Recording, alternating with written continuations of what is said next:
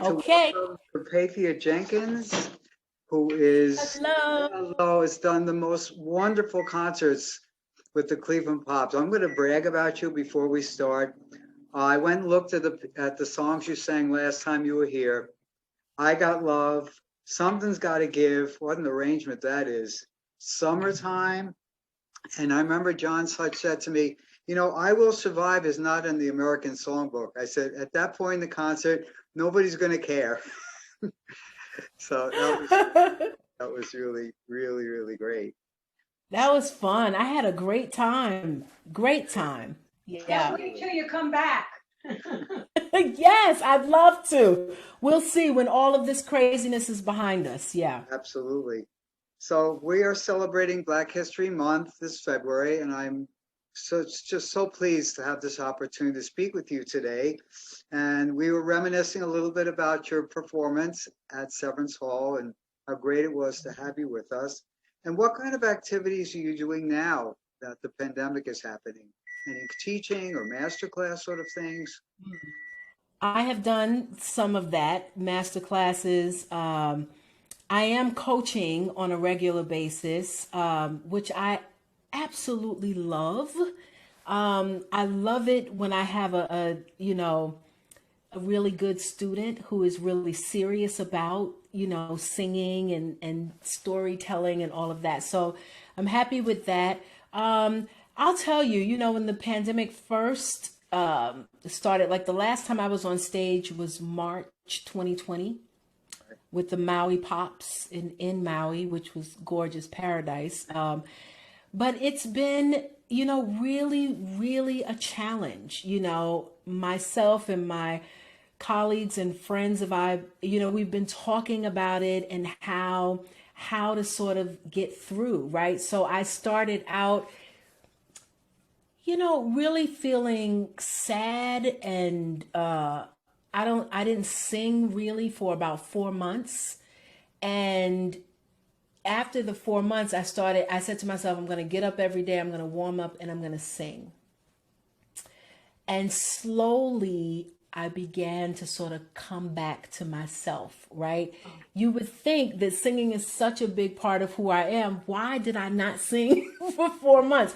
But that's what happened. And so I've been doing, I did holiday concerts right here in my office. Live streamed on Zoom or whatever.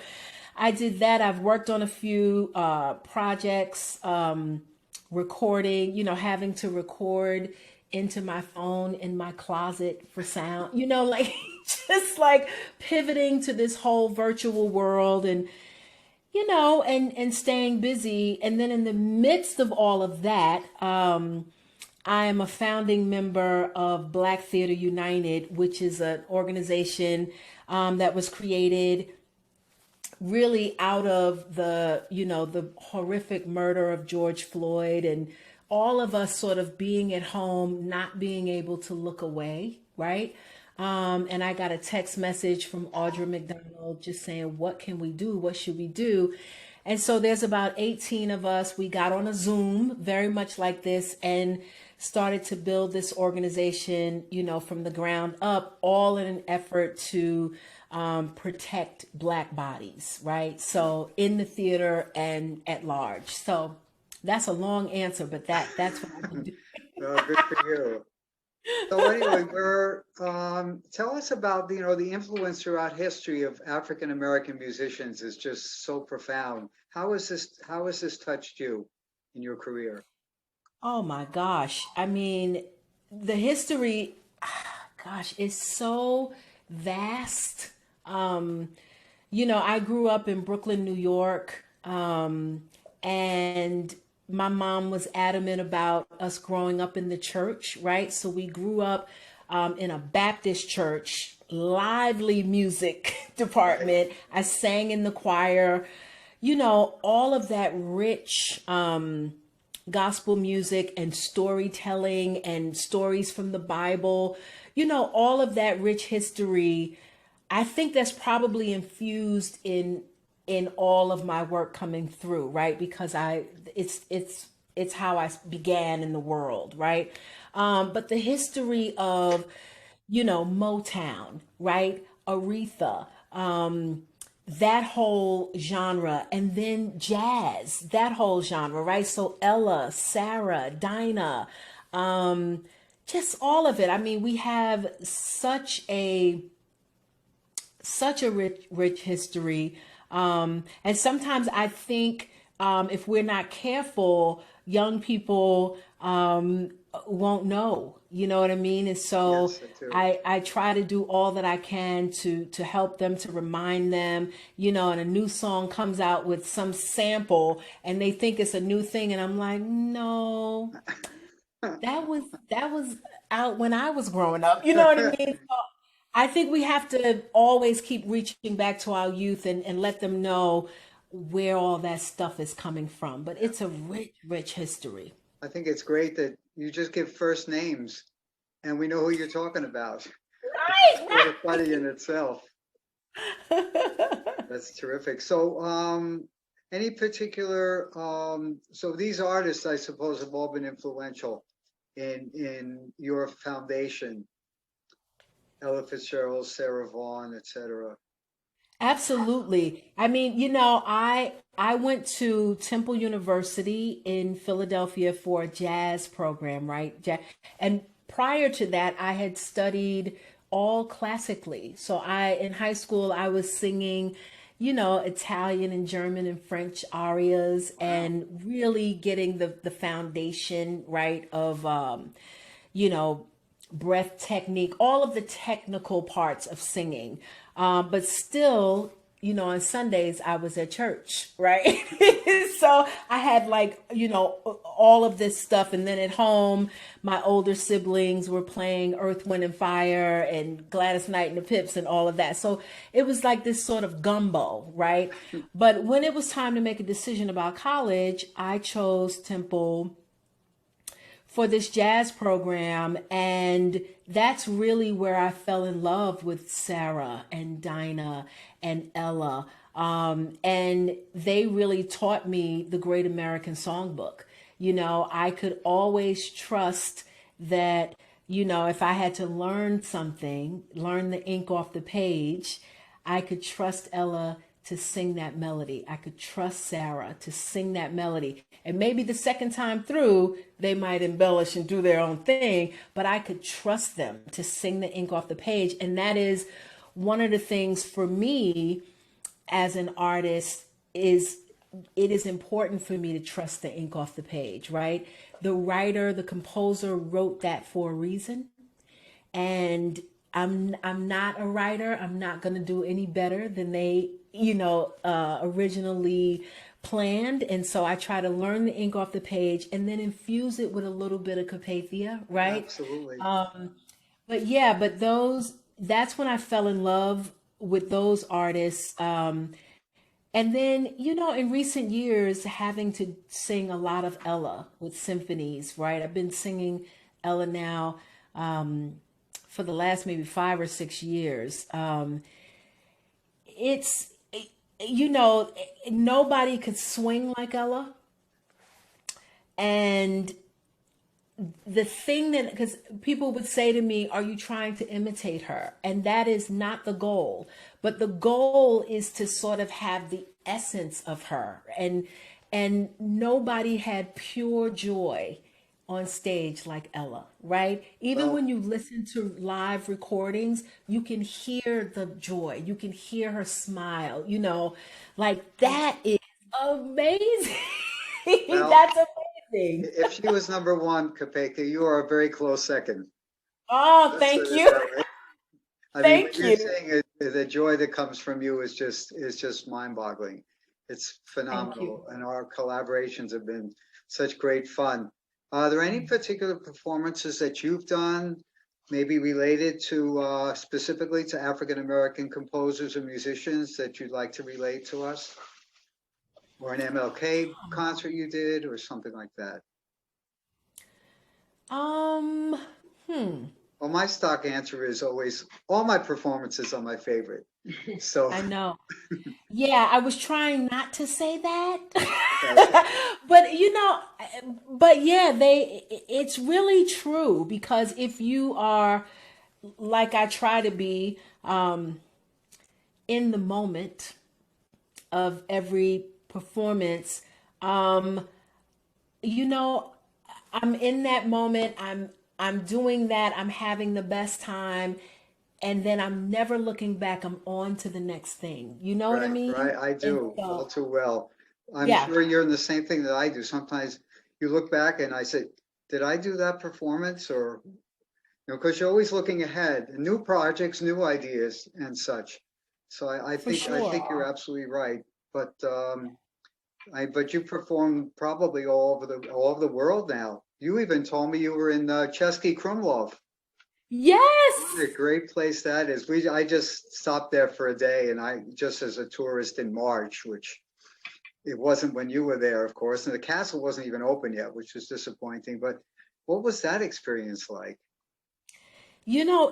It was amazing, and I've been there multiple times now, which is so nice, so nice. But it's a magical little place, right? And I've gone there for it's like a music festival that they have, and it's over the course of like a week or so. And the last night is sort of like a Broadway night. But prior to that, there are like it may be Mahler's symphony, Beethoven, it could be anything, right? And it's set up on the castle grounds, the Right. stage, and everything. So at night, it is just the most magical, beautiful thing. And we just have a good time. Music is sort of that great equalizer, and it just brings us all together. I certainly do not speak Czech. Well, we should start by saying that Chesky Krumlov is in the Czech Republic. In the Czech Republic, right? I do not speak Czech. Surprise, surprise. But but the people have such a good time. And I remember one summer we were there, and they have these crazy rainstorms, like thunder Mm, and all of that. And so they were like, oh, we don't know what's going to happen. We're sort of watching the Doppler radar or whatever as the day is going. We start the show, the clouds roll in, the audience, it's an outdoor thing. So the audience is all sitting there in their like rain ponchos and everything. Must be a Czech thing. The rain starts, they do not move. They don't, they're just there. So we're like, oh, we got to keep going. We got to keep going. And so we we go, and the rain is getting worse and worse, and it's crazy, right? So the only thing that made us stop is, it's okay if the rain is sort of like straight down, but right, when it starts that diagonal thing with the wind, and the strings were like, our instruments cannot get wet. You know right, what I mean? Like we have to stop. So we just went, to the finale and we did it, but the people were still there. It was still this magical experience, but really crazy and probably something that I don't know if I'll ever experience experience that again. yeah. I know here, one drop of rain and everyone goes running, and Yeah, it's over. that's amazing. That's great. So have you been in, where else have you been in Europe or Far East?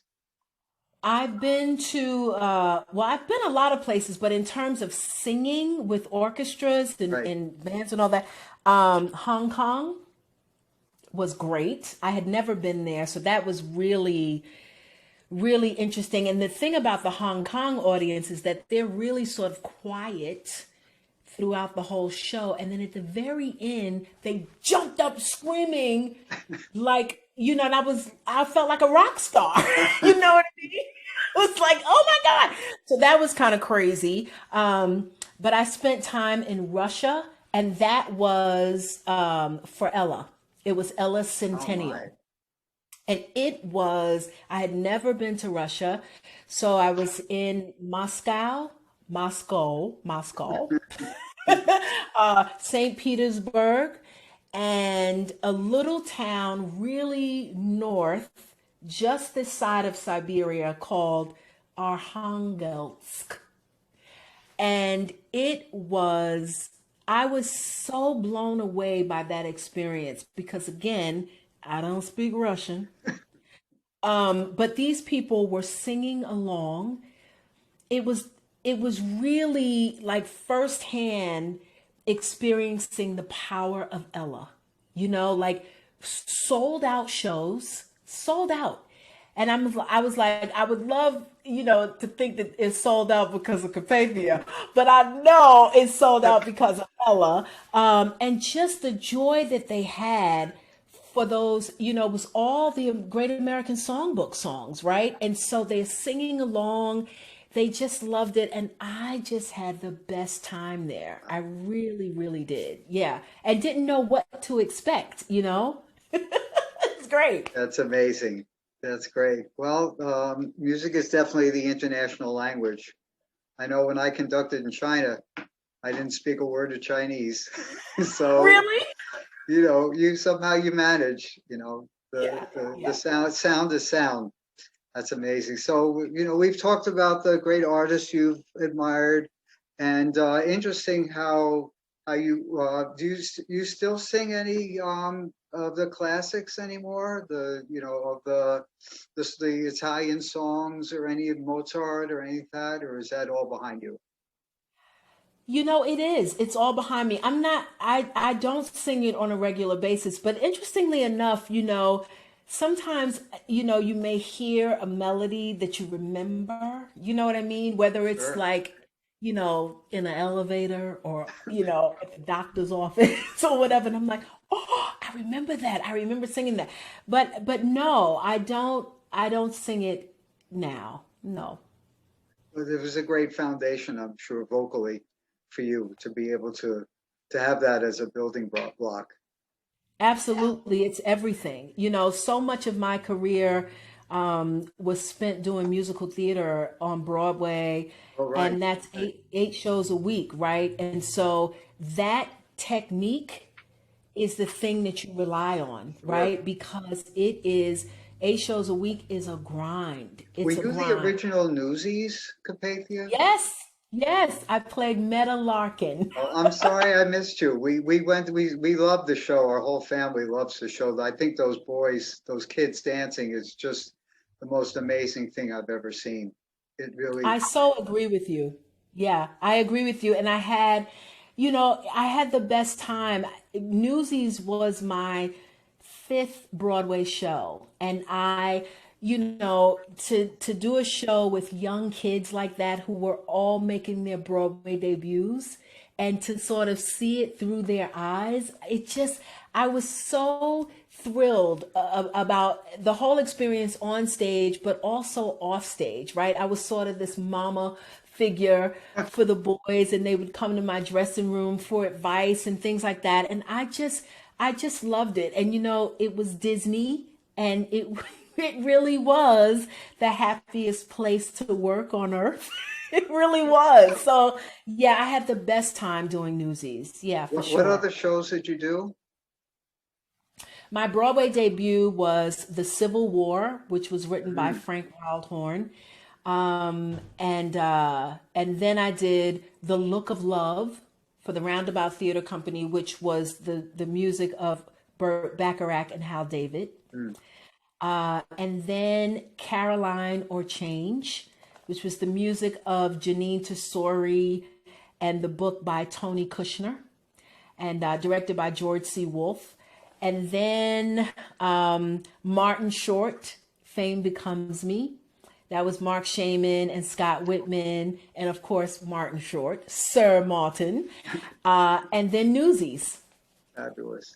Well, you've definitely had a varied career, and I'm so happy that we're able to present these conversations celebrating Black History Month and having you grace our stage at Severance Hall is very special. And here's to return engagement.